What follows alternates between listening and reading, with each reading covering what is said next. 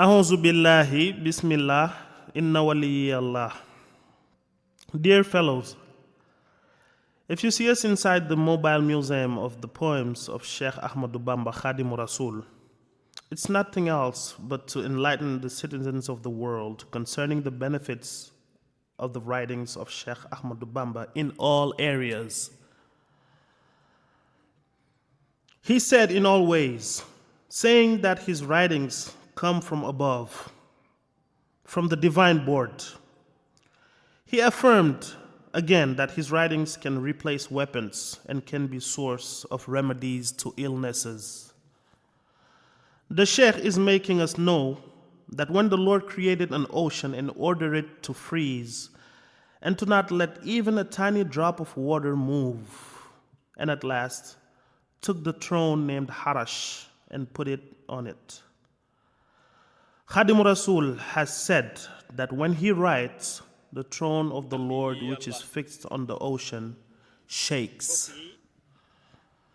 So, it's high time, knowing the evolution of the world, to show the way he used to treat the Holy Quran by putting it above all. Saying, "Oh, you the holy book, you are my love, my friend as well as my doctor." He took the secret of the Holy Quran, turned it into poems. It's the reason why we have a limousine named Nuru Darini, light of both abodes, for it to be a mobile museum that goes around to the events especially devoted to the days of Hasidus. As you can see, the briefcase is around. It's where I'm sitting to explain the real benefits of the writings of Cheikh Ahmadou Bamba. It's time to talk to the scholars and let them know that the writings of Serigne Touba can cure anything. All solutions to the problems that occur nowadays were anticipated by Serigne Touba.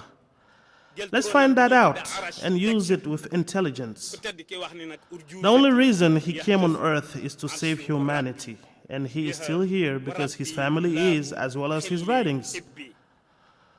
I have worked for the seal of the prophets, and that took me to be above all the invoice. He said,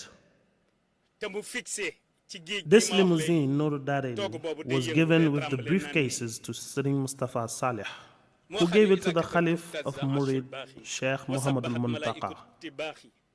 The purchase of another larger limousine is in sight by General Kara and will be still a mobile museum. Peace is with whom follows the right way.